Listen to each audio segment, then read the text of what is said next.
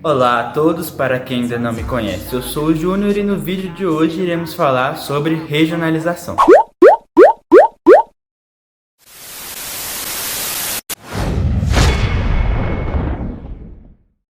Bom, regionalizar significa dividir uma área com base em um ou mais critérios.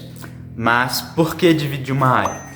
Bem, se você assistiu nosso vídeo sobre taxonomia, que estará na descrição, você vai se lembrar que eu disse que nós dividimos os seres vivos em categorias porque eles são muitos, e isso facilita o seu estudo.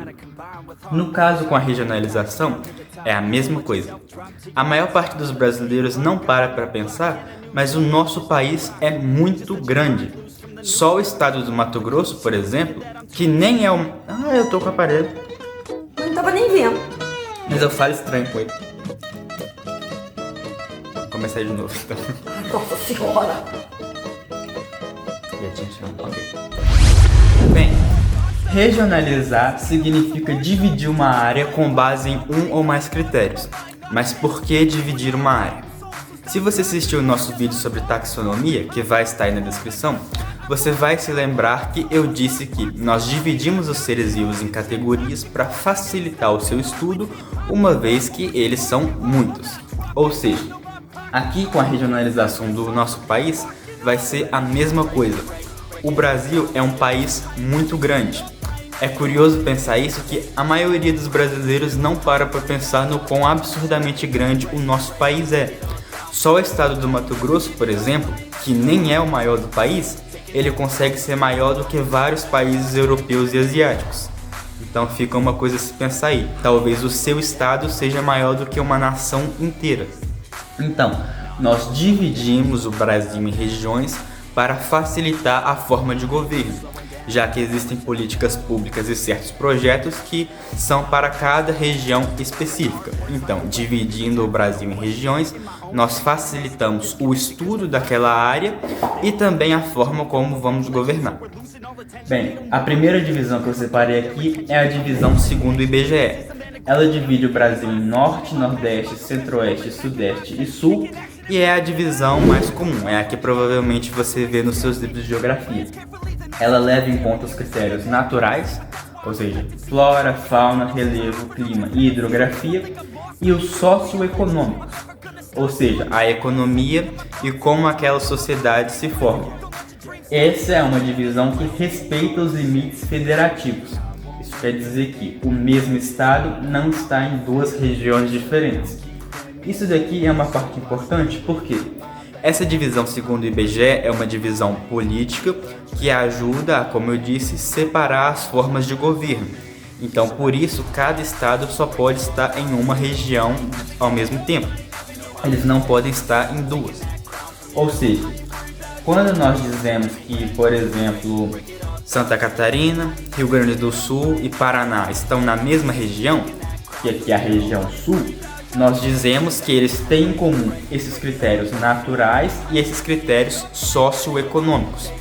Isso não quer dizer que esses três estados são exatamente iguais, mas isso significa que eles são mais parecidos entre eles do que com o estado da região norte, por exemplo, um Roraima ou algo assim.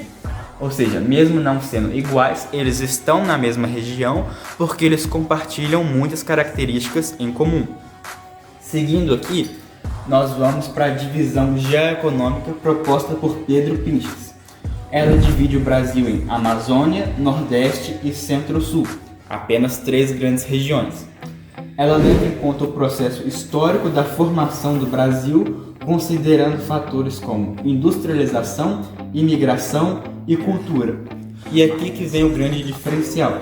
Ela não respeita os limites federativos. Por quê? Esses limites federativos, onde começa um estado e acaba outro, são limites puramente políticos. Eles são definidos pelo homem. Ou seja, com exceção daqueles lugares onde uma cadeia de montanhas ou um lago separa dois estados ou dois países, essas linhas que separam um estado do outro são puramente imaginárias. Se você for na divisa entre dois estados, não vai estar uma linha preta gigante igual a gente vê no mapa separando os dois. Isso aí é uma coisa feita pelo homem. E como você está vendo aí no mapa, tem algumas particularidades. O estado de Minas Gerais, por exemplo, a maior parte dele está no centro-sul, porém o norte de Minas, aquela pontinha ali do Vale do Jequitinhonha, está no nordeste. Como esse não é um mapa que respeita os limites federativos, é possível nele um estado estar em duas regiões ao mesmo tempo. Porque quando Pedro Quinchas fez a sua análise, ele chegou à conclusão que a maior parte do estado de Minas estava ali aglomerado no centro-sul, porém aquela parte, a que faz divisa com Bahia, estava mais perto do nordeste. Então assim, a maior parte do estado de Minas ficou para centro-sul, mas aquela pontinha ele mandou para nordeste. Se você reparar aí no mapa, vai ver que tem outros estados que aconteceram a mesma coisa. Geralmente isso acontece nesse mapa com estados que estão em transição, que estão entre uma região e outra. Aí, como ele não respeita os limites federativos, ele jogou para as duas. E por fim, nós temos a divisão de 4 Brasis de Milton Santos. Ela divide o Brasil em Amazônia, Nordeste, Centro-Oeste e a região concentrada. Inclusive, repare que o Nordeste aparece nos 3. Ele levou em conta o critério dele próprio, o técnico, científico, informacional. O que seria isso? O desenvolvimento da ciência e da tecnologia, a qualificação da mão de obra, a escolaridade das pessoas, a qualidade do ensino, as redes de comunicação e etc.